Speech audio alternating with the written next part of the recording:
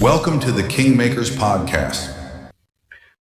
Okay, wow, I can't believe we're doing this. So this is going to be like the first episode of the Kingmakers Podcast. And today, man, I expect there to be a lot of weird problems, errors, whatever, because we don't even know what we're doing. But we're going to kick this off, which is, I thought, like, no better person to do this with than one of my very best friends for, man, is it like 20, 25 years? It's been a really long time. So we're going to have some fun this morning. And we're going to talk about something that I think is really important, which isn't going to necessarily be business directly. I wanted to talk about adversity because, I mean, you and I've shared a lot of things together, and you've certainly been an inspiration in my life when it comes to adversity. So, what does adversity mean to you, Darren? And how would you describe like some of the things that you've been through in life in terms of overcoming adversity? Well, first of all, thanks for having me on, especially the first podcast, because that's always super fun. So we'll be gentle on the first one, so that'll be good. With adversity, great question. The biggest thing, I guess, that comes to mind for me on that one is the challenges between you and where you want to be is what's going to get thrown at you. And depending on the size of the goal of where you want to be will also depend on the size of the adversity that comes at you. So if you want to do amazing and great things like you do, Cabel, there's going to be a lot of adversity that comes your way because naturally you just want to. Most people don't want to do that. They don't want to push. They don't want to go beyond their boundaries or their comfort zones. And honestly, that's where we live, is outside of that. And that's what I enjoy. It's just those new experiences, which adversity. I guess the other piece of that too is looking at it from a workout standpoint. And you've been my inspiration when it comes to discipline and health and fitness, and the bodybuilding and everything that you've done. And that you need that adversity or you need that resistance in order to grow. So I never shy away from it. I run headlong into it. A friend of mine has a company, and his culture is the buffalo culture. And buffaloes actually run through the storm to get through the storm faster rather than just turning or hanging out or whatever. So I identified with that. I thought that was pretty cool. Yeah. I think we'll really get into the meat and potatoes, I think, of what adversity is and how, and I think it's an important topic because at some point, throughout life, we're all impacted by adversity every single day that ultimately decides whether today is like yesterday or today is more like what we want it to be tomorrow. And it's funny that you said that about the buffalo running through the storms, and it's unfortunate that I don't know how to flip my camera because everything behind me is backwards, but it just makes me think of my poster, and my love for racing. And it says, life is not about waiting for the storm to pass, but it's about learning to race in the rain. Right. Mm-hmm. And that's really it, to be able to adapt to situations, which is honestly a really great segue, I think, to tell our backstory, because, man, we've known each other for so long. Right. And it all started back at the bodybuilding shows. And I remember you telling me, what I didn't even know about you and where you were with your businesses and your family and all those things back in the days of the bodybuilding show. So before we get into that, because I think that's a really great place to start, I think we should tell the audience who you are, right? Because I know who you are and I know all the crazy things that you do, but nobody else does and doesn't know why you're such an inspiration to me. So tell everyone who you are as the entrepreneur, the businesses you're involved in, the people that work for you. Take a couple of minutes and let's educate everyone. Okay, well, thank you. I guess this is my third ever podcast, Cabel, and I don't do a lot of these. People say I should start doing more of them because it helps from a PR standpoint for the companies and that kind of thing. But I always just find I prefer to be in the background doing cool stuff rather than being the brand out front, because then it requires you to continue to push everything forward if you're always the guy in front of the camera. So not always a big fan of that, to be perfectly honest, but I guess here's adversity and here's new outside of the comfort zone. So we'll do a little bit more of that. But so I have my mechanical engineering degree from the University of New Brunswick. I was the valedictorian of the university commencement class, which was kind of cool. And from there, I worked as an engineer for, I think, 4 days before I decided I didn't want to be an engineer, and then started my own thing.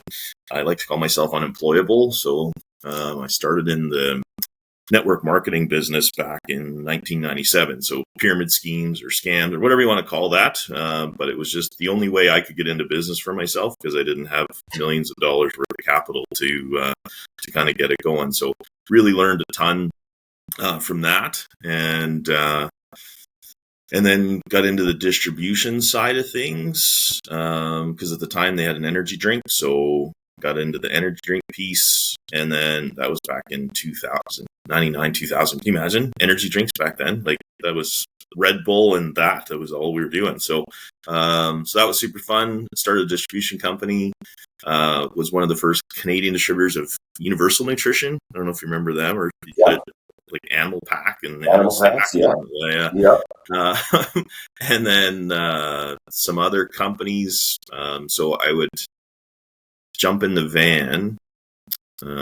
That's one of my favorite stories actually is product would arrive to the local truck stop and you'd have to go and pick it up or you'd have to pay an extra $75 to have it delivered from the depot to my house at the time, the basement, our worldwide headquarters, if you want to call it.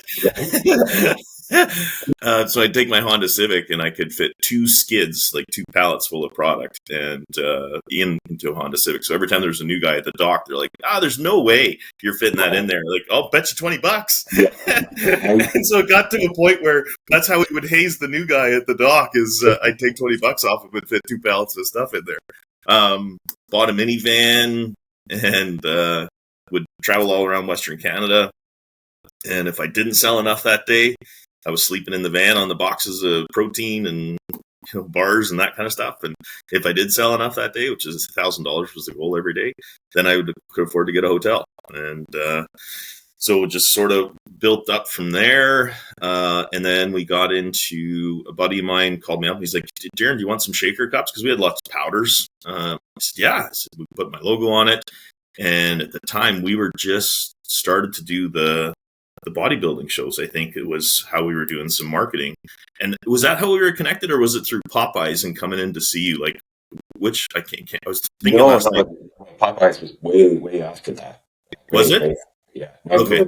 No, because you hadn't even really started the Shaker Cup thing when we met. Because I still remember the conversation. I still remember the conversation of you saying, "Hey, I'm going to start this Shaker Cup business." And, we're going to get all the licensing for like the superheroes and stuff. We're going to put this on Shaker Cups. And I'm like, Darren, that's a dumb idea because everybody gives, Shaker Cups away. Because I worked for Nutrition Zone way back then, and it's helping them distribute products, much like Allmax and everyone else. And it's like, yeah, we just gave away Shaker Cups. And Darren's like, no, I've got this. I've got this. And here we are, 15 years later. And on my desk this morning, I've still got one of your Shaker Cups, and at one point, like you guys were like Performa, PerfectShaker. I thought I remember you telling me like 10 million in sales in like Shaker Cups one year. Like it really grew, right? Like it became a big deal. Absolutely. Yeah. So we started the Shaker Cup business and we brought some in and customers were like, hey, how do I put my logo on a Shaker Cup? And that's what we started doing. And like you say, we were at a bodybuilding show, I was emceeing a bodybuilding show for you. And I still remember, out of 17 guys standing on stage in the light heavyweight division, 10 of them had a Batman or Superman tattoo on their body. And I'm like, right. Okay, guys are actually going to buy a Shaker Cup with that, not just a giveaway, like you say. And yeah, in 2015, we got our licensing in 2014. We had to beg, borrow, and steal from friends, family, just anything we could, because what you do is in licensing, it's a 2-year agreement, and you have to pay them up front for the right, before you even produce stuff, to do that. So mortgage the house, my business partner, Mark, mortgaged it was crazy. We wrote a strong 6-figure check, not knowing if it would work, and in 90 days, it turned around. And like you said, it went from that to, we had 48 people on staff selling in 75 countries. Then COVID hit and, you couldn't work out and couldn't do that. And 3 of our biggest customers went bankrupt. And that was super fun. Not really. And that, we pared back down to, I think we're at 8 or 9 full-time staff now. But it's really cool with AI. We can do just as much with 9 people as we could with 48 people from before. So you learn. It was a blessing. I guess when we talk about the diversity side of things, it's the whatever doesn't kill you only makes you stronger. So that, and then we have a manufacturing business that we do. We've got a travel agency that we have. We've got a consulting business. We're just in the process of getting into the fabric space, performance golf underwear. So my wife calls it squirrel disease, Cabel. It's eat a little here, you eat a little here. It's all nuts. Right. And you got the gaming company. You got Higher Healths, which is crushing it. Like, you guys can't even keep up with production. Like, it's phenomenal.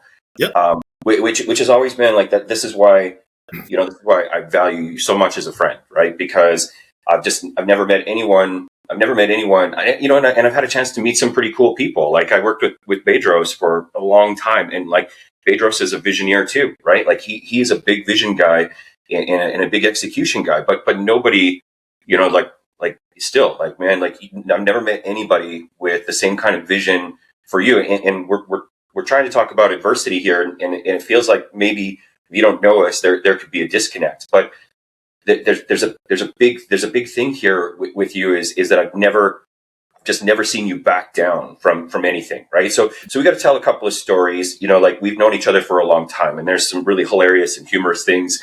Denzel, our producer here, was commenting, like, is that the guy from the Amazing Race audition? Like, the audition that never went anywhere. But one of those, like, fun, goofy things that we wanted to do. That, man, they missed a huge opportunity. Not having us on the show, because we would have screwed everything up royally. And it would have been nothing but comic. It would have been nothing but comic relief through the whole time. But you know what? Maybe they'll see this one day, and they'll just invite us out as special guests. But I think, like, there's a couple of other really key things that I think about, and we'll get to this adversity, but I want to talk more about the hilarity. I moved to California, and that was sort of the transition almost to the end of the Bedros era for me. Which, man, if he ever hears or watches this, like, I just can never thank him enough. For all the things that opportunity that he gave me and helped shape me and where I wanted to go and the person I wanted to be. And it was just really such an honor to be able to do so much with him for so many years. Mm-hmm. But to move down to California, to take on the COO role for the Fit Body franchise. And then only a couple of years later to realize, like, hey, I really missed 4 seasons. Like, who grows up in Alberta and then moves away and decides they miss winter and wants to come home? I don't know. But I remember, like, nothing tops that trip home, right? Because you just happened to be in LA, and you were nice enough to drive back to Canada with me with the U-Haul and the car strapped on the back. And like I just, at that point in my life, I've always known you to be just this really kind man, and I don't think I've ever heard you say a curse word, ever heard you say a curse word, right? And I was so nervous about what would happen when we got to the border, and the border guard was like, it seemed like he was going to make a big deal about the list of stuff and the U-Haul or whatever, and then didn't, so that was no big deal. But then we stopped for gas, right? We stopped for gas. I'm just never going to forget this. It was just the best thing ever. It was just like, and I tell everybody this story. So, we stopped for gas, and I don't even know what happened. I think somehow in the end, it was totally my fault. But we're driving away, right? We're driving away, and we're on our way from Nanton to Calgary. And, like, for everybody listening, like, Nanton's about, I don't know, what is it, about an hour from Calgary? Yeah. Right. And I remember very clearly that there were streetlights for the southern limits of Calgary when Darren looked over in the mirror and went, "Oh, fuck." You said it. Then I looked in the mirror, and seen the sparks on the road. The sparks on the road. So what happened? I mean, you got to take this story over. What happened?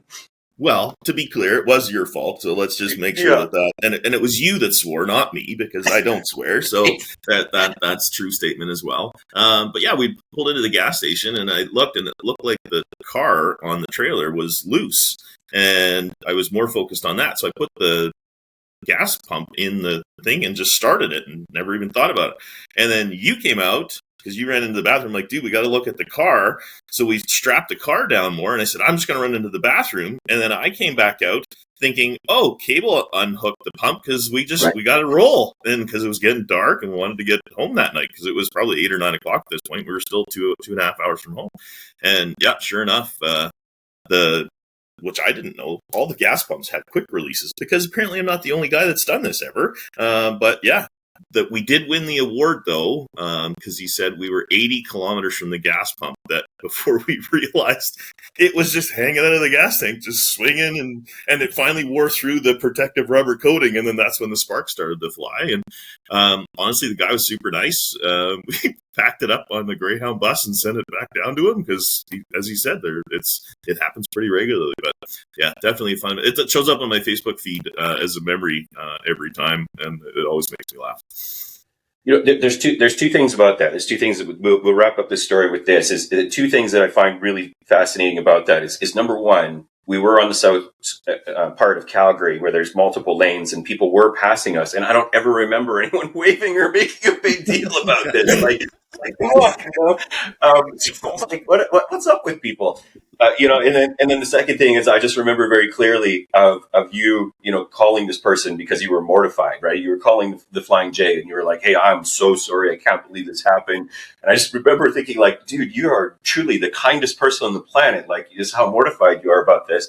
And I remember you hang up the phone and just burst out laughing saying, yeah, she laughed on the phone and said, "You're the first person to ever call and offer to send it back." I'm like, oh my goodness, right? Well, I had visions of the gas line, and then a spark hits, and then blows up the gas station. Like, oh, it was awful. Yeah. So let's talk about adversity. We'll get into some of the downer sides of adversity, I think, here shortly. But let's talk about some of the fun side of adversity in the sense that, I think people are always so fearful. I think people, I know this is true for me. Like, I know that I have dreams, I have things that I want to accomplish and things that I want to do. And then you wake up in the morning and you're just full of self-doubt, right? You're like full of self-doubt. That's a dumb idea. Here's the 10 reasons why it won't work. Right. And it's like, this is truly, man, what I've appreciated about you so much. Like, I do think about the PerfectShaker conversation, and like we got Warlords here right now, the gaming company that you and Randy are doing, which is really cool. And I think about still that conversation where I'm like, what an idiot I was, what a jerk I was to tell Darren that this was like a bad idea. Right. And look at what it became. But I think that there's a bigger story that I love sharing with people, and you've got to tell it, is that the conversation about the Shaker Cups was one thing, but the next one where I'm like, oh my gosh, Darren, like, you got to be kidding, is when you called me and told me you were going to buy the Maple Leafs, right? So you got to talk about that, because in the face of adversity, like you just talked about how you wrote a check and mortgaged the house to get licensing from Universal potentially for the Shaker Cups. Now we're talking about buying $100 million or $200 million sports franchise. Like talk about that. Like, what you had this idea, how did it come? How did you even wake up in the morning each morning and know that you were going to try to do that? Yeah, it was, as a Canadian kid growing up, for those that aren't in Canada, hockey is more of a religion than it is even a sport. And you grew up playing hockey, at least I did in New Brunswick. And the dream was always to raise the Stanley Cup over your head. And that's the deal. No one can lift the cup over their head unless they're a player or an owner. And you have to be involved with the organization. And it's one of the hardest trophies in professional sports to win. And I still remember in 1988, I'm 50 this year, 1988, watching Wayne Gretzky get traded from the Oilers to the Kings. And I thought, oh, this is awesome. Like, we're going to really, like, this will be really interesting, because I realized Wayne Gretzky was my hero, or hockey players were my hero. And then I realized hockey players could be bought and sold. So then what I wanted to be was an owner of the team. And I still remember sitting watching that, going, I want to be an owner. So then that became my dream. Everything I did was to develop enough wealth in order to be an owner in an NHL team.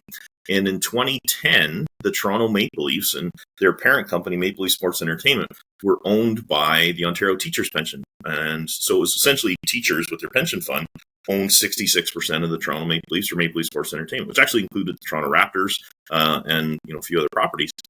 And I thought, I was in the shower one morning. It was March 10th of 2010. And I'm like, well, if Canadian teachers could own it, why couldn't every single Canadian? Like, who wouldn't want to do that? So I registered a website called Own the Leafs and went to my local paper, because I was picking up the end rolls for packing and shipping boxes for our company at the local paper. And they're like, hey, Darren, what's new? Because you develop relationships with everybody that you interact with on a regular basis.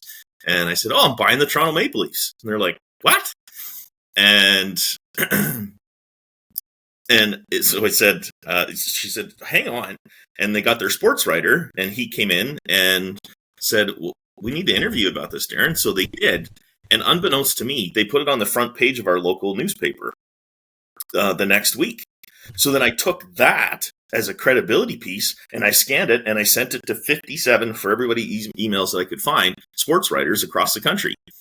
And the morning at 5 a.m., 4:45 a.m., our phone started ringing at the house on the Monday morning because it had gotten picked up by the Toronto Star, and radio stations were calling the house to try and find out if I was the Darren Thompson, this kid that was going to try and buy the Toronto Maple Leafs. And it skyrocketed from there. It was bananas. We raised $300 million, met with everybody with according to the deal.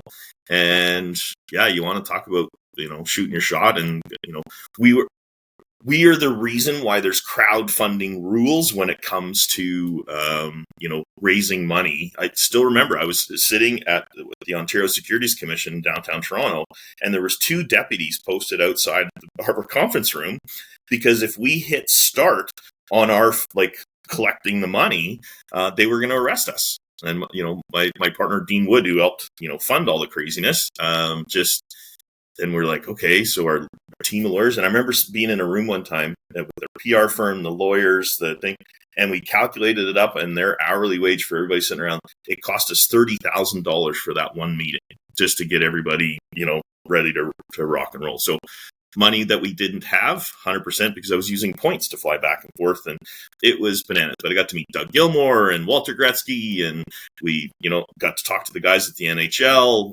Bill Bailey called. It was bananas, and just super fun. It got to the point where we were ready to go sign the paperwork and get it going.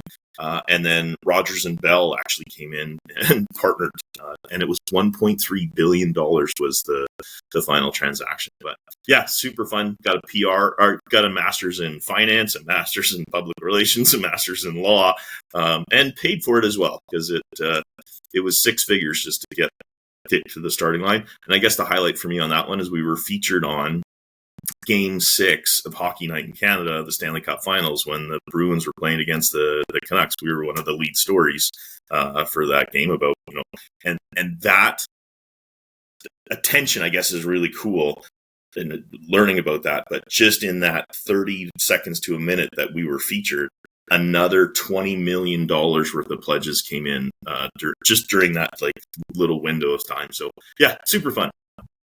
What was it like? What was it like to reverse all of that, though? I mean, you've got now $300 million worth of money from, that must have been, it's challenge in its own to reverse it all. Yeah, it wasn't as, we had the right team and the right structure, so everything was able to rewind out pretty easily, right, because it wasn't actual hard dollars that people had submitted to us. It was more pledging shares for that, so it wasn't as difficult as you thought, but still. Because this was long before things like Kickstarter and stuff like that were really prominent, right? I remember the website that you guys had was this janky website, right? It was it's not like what we can do today, what you could do with really in 30 minutes today. That's what makes it so amazing. What you pulled off, it's truly remarkable. Collecting the emails and doing all that, because there was not really great CRMs back then, and how do you do a submission? It would just come in as an email into our inbox, and then I would type the email into a spreadsheet, and then we'd get ready, and I'd go to email everybody out to let them know what was going on. And yeah, some of the stories we have, I have a memory box of some of the stuff that it was super fun. It's funny because as we're talking about this, the Artemis just lifted off right a couple of days ago, and it's we're talking about the first lunar landing, versus Artemis here, in all of this. It's pretty crazy. But let's back this up now and really shift it into adversity, because the story here, the stories here are really great, and it's really powerful, man. And it's I just appreciate you so much, and man, you just got to give yourself so many pats on the back, because there's so many, I don't know how you keep going through the things you do. And that's what I'd like to talk about is, everybody out there is constantly filled with self-doubt, and I know that you have days where you're filled with self-doubt, and it's like, what would you convey to others? Like, what are the key things that allow you to pick yourself up and push that doubt aside, and just kind of continue to plow forward each day? Like, I don't know how you do it. Yeah. So, you know me, I always like to, say grace ahead of even a business lunch. And I've had a lot of guys, like, I don't try and beat people over the head with God and the Bible and all that kind of stuff. I just prefer to try and live my life, as, quietly, on that side of things. But, if you're asking the question, the direct answer to that one is my belief in, my higher power, that I know that God, Jesus has my back, and there's nothing that's really going to happen that's going to be the end of the world. And if I die doing the stuff that I'm doing, then I've lived a good one. Like, we had a good ride. And I guess that's where, it doesn't really matter. Like, I heard a good once saying, embarrass yourself as much as you can, be outside your comfort zone as often as you can. And I think that's where I'm never alone. And I think that's the biggest thing is I wake up, and if we have a really good day, thank you. And if I have a really bad day, hey, thank you, because I can learn and grow. So every opportunity is that. So my faith, honestly, Cabel, is where I really, look to that strength, because it's no big deal. And I guess it's Good Friday today that we're recording this. And, so not to put too fine a point to it, but that's where I go. And if somebody's sitting there struggling, going, how do I believe in myself a little bit more? Just know that you do have somebody that believes in you. You just gotta be open to it, and whatever that is. But my choice is I just believe in God, and I know that's probably not where a lot of people want to go for that, and but that's the answer. Yeah, you know what though? I think that's okay. And honestly, as this whole thing rolls out, like the Kingmakers podcast, we're in the e-commerce space, and building on Amazon and building on Walmart and trying to get going on TikTok. And the core of what we'll talk about will be, that building something for yourself, right? Like whether that's a business or something, something that takes your life in the direction that you want it to go. But these types of things are really, really important to me, because building a business is one thing, right? And businesses come and go, right? But at the end of the day, it's like, what does all this actually mean to you, right? Like how does it fit into your life? And faith, I think, is a tough topic, right? And you and I come from really different places with that, and it's an area that I feel very conflicted in at times. And there'll be a future episode that I totally want to do that will be around the topic of faith, and I think it's really quite interesting. But I think that the core, the segue for that I think connects, somebody that has a deep belief in faith, to maybe people that aren't certain how they feel, or not sure about faith, or simply don't think that faith applies. I think still the core of it is there's a connection to one another, right? And it's like we have to, we can't go through life alone, right? And I forget, I think it's Jonathan Haidt. I think it's Jonathan Haidt in his book, which is the happiness hypothesis. And he talks about like the different animal structures, right? And he talks about like how human beings are this weird type of animal, right? Because we're one of the few animals that can actually lie, right? Like, we're one of the few animals that can actually lie and be so self-serving that we would tell somebody something facetiously or maliciously to try to make them feel better, when really what we're trying to get something better for ourselves. Right. Yep. And I think that's a really important point, because I tell people all the time, like, the only thing that we can ever count on with people is that they'll be selfish. And it's great. It's great when we can put our selfish wants in alignment with the things that create greater good. So to back up, all this to say is that, and where I was going actually is, he also talks about ants, right? He talks about ants and how ants will do anything for the colony. Like, an ant would sacrifice itself for the queen in a heartbeat, because that'd be for the good of the colony. And there's a piece of that about human beings too, is that we do really need and require this like connection to each other, right? And life isn't meant to be alone. Like, you're not meant to go through life alone. Yep. So it's just, and I think whether faith is your place of solitude, or where you find that connection or not, the reality is that still we need to find that connection within one another. We need to have a community, right? We need to have a community around us. which is what I think is at the core of Kingmakers when we talk about e-commerce, right? When we talk about e-commerce and trying to grow an e-commerce business, it is really about the community, right? And I would always tell my clients, just like I would tell anyone that listens to this, like my selfish benefit for helping people build an e-commerce business is that I get to learn at light speed, right? I get to learn at light speed with all the things that we're trying to do for them and how that ultimately impacts my business, which means that ultimately me and my team can even give back more to them and move their business forward faster, right? Mm-hmm. And that's the power of connection, community. And there's so many deep roots to that. So I think that's really, really important. Yeah, and if I could just pile on a bit for that, I guess it comes back to is who your mentors are, and especially looking at Kingmakers from an expertise standpoint and just going, hey, I don't know, but who's somebody that did know? And, in my life, I've had 5 mentors in heart, finance, business, faith, and family. And that's, and I have a man for each one that I've looked up to, that I've asked for, so I was never alone in all the craziness that I was doing, because I always had a sounding board to talk to people about that and go, is this a good idea, or am I just out to lunch on this one? Because the number of things that come through your head, and if you're sitting here listening to this going, I'm not sure if I should chase this idea, there's nobody better from this Cabel's what he built with Kingmakers to say, hey, I had this idea, I think it could go well on Amazon, I think it could go well e-commerce wise, and to have that sober second thought, knowing that if you're successful, it helps Kingmakers be successful. And that's where I love how you've set up the business model with Kingmakers, is that you make sure that people are going to be successful, and you just tag along with that successful ride. It's not just whatever you got to do to sell somebody on something, and you genuinely care about what's happening with what their vision is, which I think is really cool.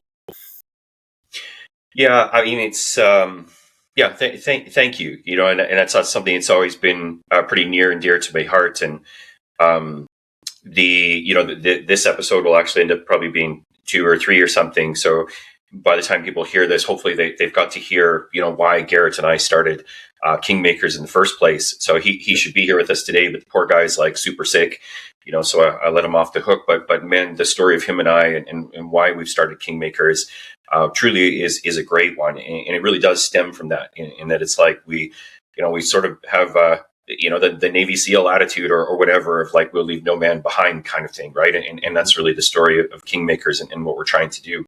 And it certainly hasn't been easy, right? Like, on this topic of adversity, I think there's so many times that I've just wanted to quit and give up everything. I remember a time specifically, and I think that you were one of the 3 people that I called, and that where I'm standing here in my office in my home that I've been in for 15 years. And I remember when I moved into this house, it was the dream house, and we had just engaged in the big renovation of our first gym, and our contractor was like way over budget, and only like 20% of the job was done. We didn't even know we'd find the extra money. Couldn't now afford to pay my staff or anything, and had just moved into this house, and had to go and pull all the equity out of the house, like to cover payroll and keep the project moving forward. And I think it was you, my dad, and Bedros that I called that night and saying, hey, like I'm not even finished unpacking, but I think I'm going to have to sell the house, like I don't know what I'm going to do. And it's interesting. So it makes me think about what you said. You've had 5 mentors, and it's like in this place of adversity. So anybody that's listening, if you find yourself in like this really difficult spot where you don't know what to do, you have to start asking yourself, am I really paying attention to who's around me, or who's available to me? And so many times in my life, right, like right from the time that I was a young teenager, my parents had an awful divorce and whatnot, and it had left me in a pretty dark place. And my mom had the wherewithal to get me involved with Big Brothers and Big Sisters, right? And my big brother in a small town of Rocky Mountain House happened to be the executive director, because it was a small chapter. So him and I just connected. There wasn't a lot of big brothers available, and he took me on as his little brother. And as a result of that, it's maybe what started to shape the things now, because I was the kid that went to the schools. I was the kid that got shown and had a chance to talk about what it meant to be, a mentee in that program as a child, and how important it was to me. And I got to meet athletes and stuff like that were encouraging me and rooting for me. And if I fast forward a few years, like the first like serious girlfriend I had, I remember, I grew up with nothing. I'm legitimately trailer park trash, right? And I didn't know where I was going, was just getting kind of done high school and had no vision, felt like I had no opportunity. And my girlfriend worked at she worked for a financial advisor, like as answering the phones as his receptionist. And his name was Kendall Justina. And I still remember, like, you remember the people that were the unofficial mentors that you didn't realize. And I'll never forget the conversation where he's like, hey, it doesn't matter. It doesn't matter where you are today. He's like, you just simply need to learn a few rules. And he's like, if you can do anything for yourself, I'm going to recommend that you read Think and Grow Rich by Napoleon Hill. Right. And it was just like, I look back now, and I could go on, and there's been always these key individuals, and you've been one of them for a really long time. It's always when you're in that place where you don't think you have any opportunity, you don't know what to do, you don't have the tools, you're not sure how to proceed. It's like somebody, if you're just willing to listen, right? If you're willing to keep the door open, somebody, and this is probably like goes back to what you say about faith, right? When you keep the door open, you just don't know what can happen. And I think that's a really key thing. But all that to say, like the tools are usually there for us if we're willing to listen. And if we're not certain, you got to make you got to make it known, right? You got to make it known to people if you're really struggling, you're really stuck, like, hey, I just need some help, right? And I think that there's always somebody available. If I can jump in on that one, there's strength in asking for help. It's not a weakness. And I know those times when I'm like looking at that and it's just like, oh, would they really be open to helping me? Or would they, like, yeah, 100%. And there's strength in that. And the people that you call on that will respect you calling them to ask for help. And you'll be shocked at, how much help you'll be able to get over that, whatever's slowing you down right now. So I just want to make sure you knew that it's a strength to ask for help, not a weakness. Yeah. And it's a humbling thing for sure. There's another line from Jonathan Haidt's book, The Happiness Hypothesis, that I always hold near and dear. And you had said part of it earlier, so it always triggers me in that old saying of what doesn't kill you makes you stronger. Mm-hmm. And what he says is, unless it causes PTSD, then it genuinely, like physiologically and psychologically, does make you less. And it's true. And I think we live in a world where this actually is really relevant, right? We live in a world where it is really relevant. And I think can be important to be able to acknowledge the difference of like adversity that does or doesn't cause PTSD, because there's a lot of things. There's a lot of things that do now. I think in my own life for sure, like something that has really helped me in terms of adversity is to sometimes be able to just take a moment to ground myself and ask myself, like, am I truly being objective about this, right? Like, can I actually see what's happening to me, or am I stuck in feeling what's happening to me, right? And again, you've been my confidant in a lot of those times, saying, hey, dude, like, here's what I think and here's what I feel. Like, just tell me, does it sound like rational and objective? And it's important to like have enough trust in somebody that you could feel that you could do that. And I know those are hard boundaries for people to stretch or open or to be able to create with people. Mm-hmm. But I'd certainly encourage everyone to try to find somebody that would allow you the safe space to do that. And I thank you so much, man, because you've been that for me. No, you're that for me as well. So it's a two-way street. And I definitely know, like, tell me if you do this, maybe not, but something that really helps me to try to keep going when I'm not sure that I can is I sometimes just need to take 30 minutes to sit down and try to write out a plan, right? Like, here's step one that I can do right now that might allow me to move forward from what I'm feeling or where I think I'm stuck, right? And I remember, and this really relates to Kingmakers actually, because and this will have been covered in the other episode, but when I took the job with Private Label Mastery, I wasn't looking for a job, but I kind of was, right? Like I was probably the only coach on the coaching team that didn't necessarily need to be there because I had my businesses and whatnot that were okay. But of course, with COVID and selling the gyms and the kids and everything, it's like financially things were not as good as they could be. And having that stable side hustle, was something that really had a big benefit to me. So here I was on the cusp of actively looking for a job. And then out of nowhere, Ashley appeared in my Facebook Messenger saying, "Would you like a job?" Right. And it was pretty crazy. So that serendipity of the things that are when you just start to sit down and ground yourself for a moment and say, "Here's what I can start to do right now." It's crazy how the universe will deliver. Right. Yeah. Awesome.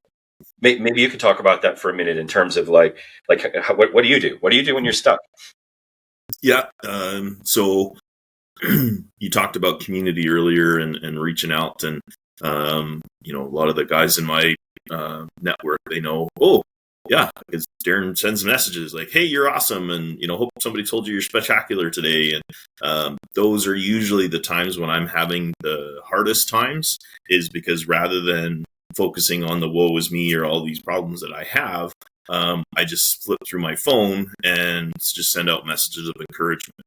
And because you don't actually have to see my face and know that I'm having a really crappy day, you don't need to hear the energy in my voice or, whether I'm doing awesome or not doing awesome. You can easily send a text message out, because the instant you take your eyes off your own problems and focus on other people and encouraging other people, that's what usually gets me through oh, okay, awesome. And then I remember our memories of the things that you and I've done together, or just, fun stories or whatever. And then that usually gets me unstuck and, gets me moving. So that's the secret behind when I say, "Hey, I hope somebody's told you you're spectacular today or you're awesome today." It just means that I'm trying to reflect back that you got to remember that I'm awesome too.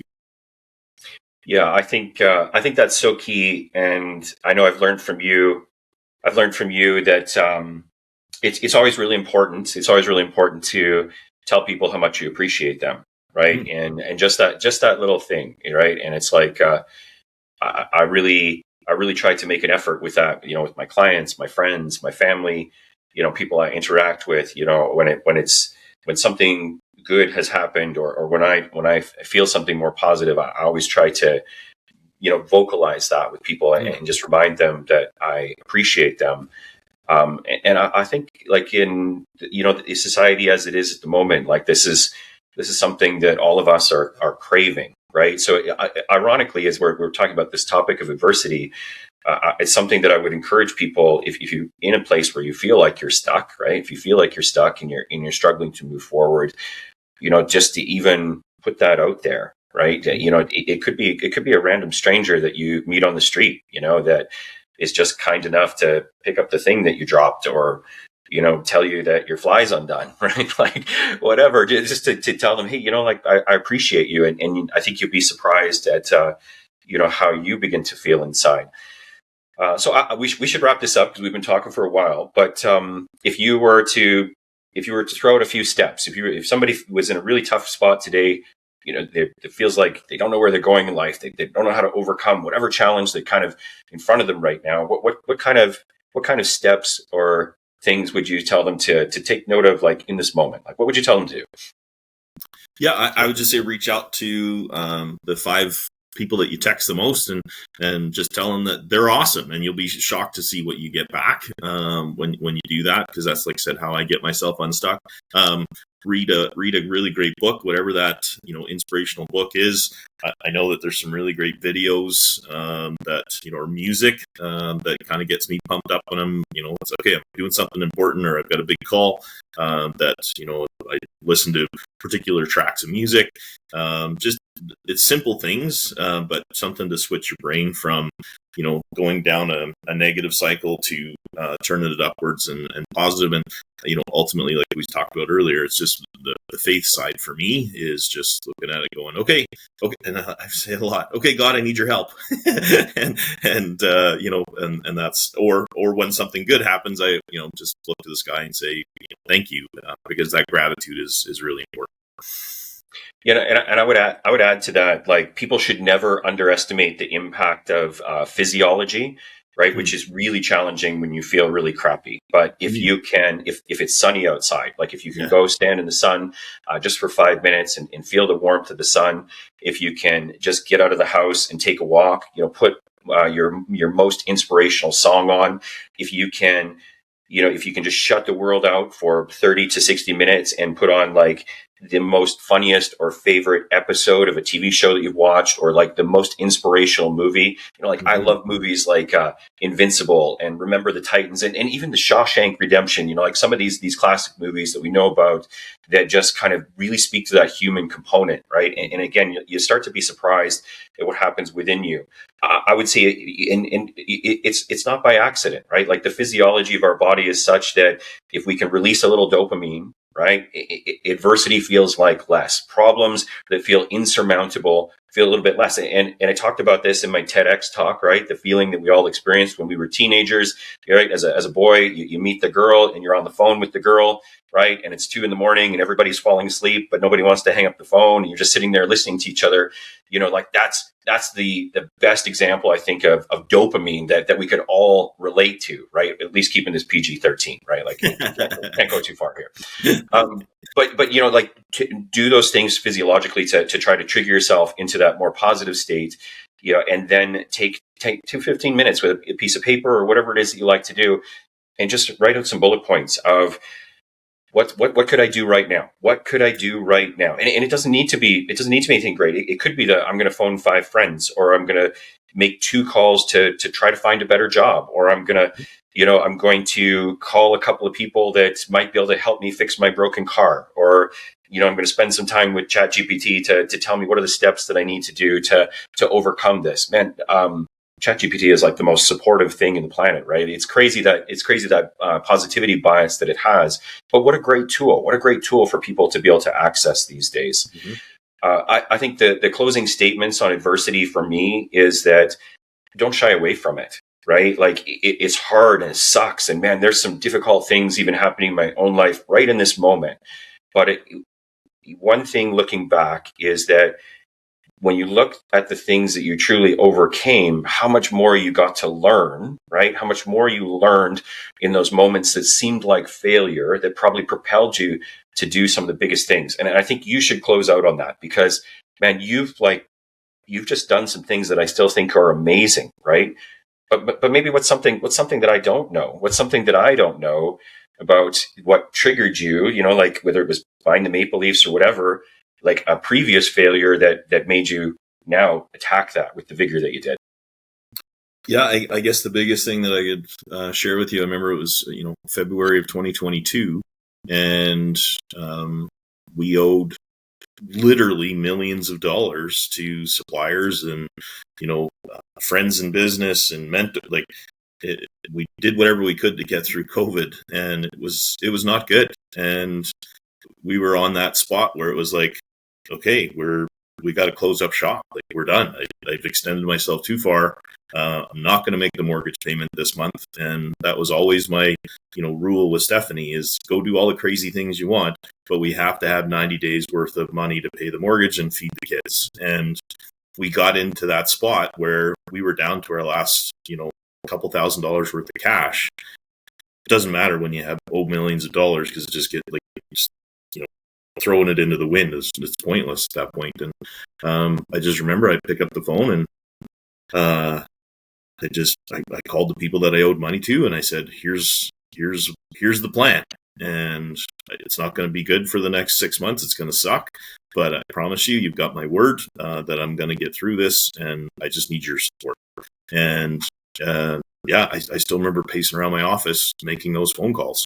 And that was the worst feeling in the world. But they all went, yeah, Darren, you've never done us wrong, so we'll give you a chance. And turned it around. And yeah, those you will always be in those spots. Like it doesn't matter who you're talking to, whether it's the most successful person or not.